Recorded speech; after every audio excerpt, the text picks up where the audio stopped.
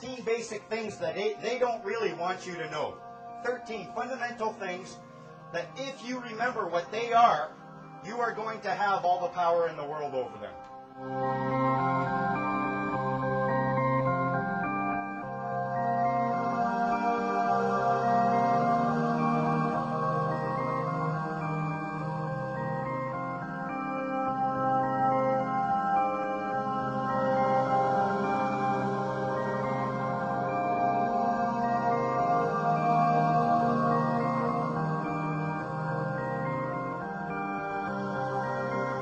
All of these things that I'm going to teach you, they're obvious. And the reason they have the power is because no one there can dispute it.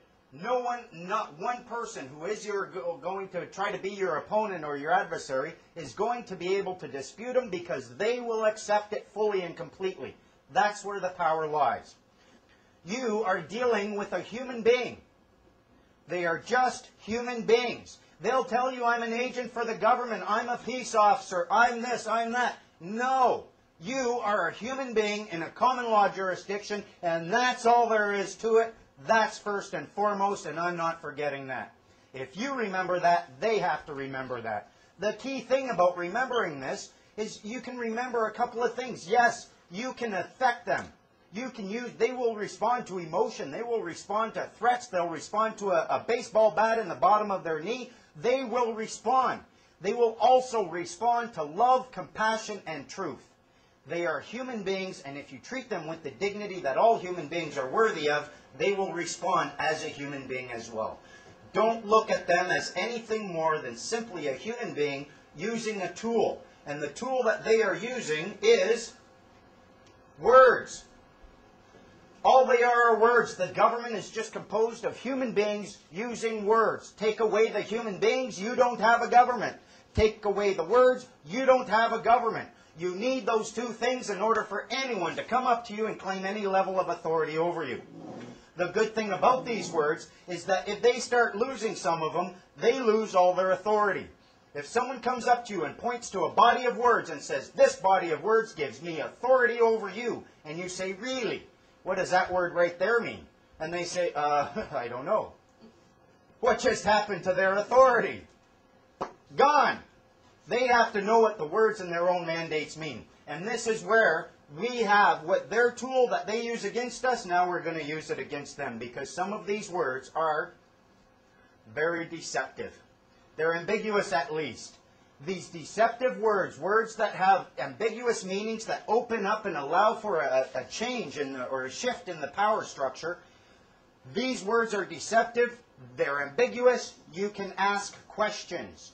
You can bring these human beings who are using words to claim authority, ask them questions concerning the deceptive words, and if they don't know the answer, their authority is gone. You don't need any anger, you don't need any hatred, you don't need any violence whatsoever, just a mind and ask some questions. The next three things they use. This is probably one of their biggest tricks here. They get us all thinking, you read in the paper a new law has been passed. They get you thinking that these statutes are laws. Statutes are not laws. If you look it up, you'll find that the definition of a statute is a legislated rule of society given the force of law. It's a law, it's a rule that has the force of law within a structured society because somebody gave it that force. Remember, we're all equal here. Who can give those words the force of law? Only you. You have decided to give those statutes the force of law within your societal structure. A society, if you look at the definition of that, it's a number of people joined by mutual consent to deliberate, determine, and act for a common goal. Your consent is required for any statute to have the force of law, and you can spot these. They'll have the word act right in the title.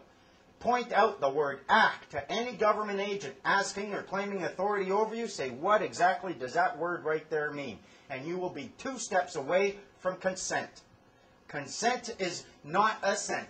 You don't have to make a positive affirmation in order for them to achieve consent.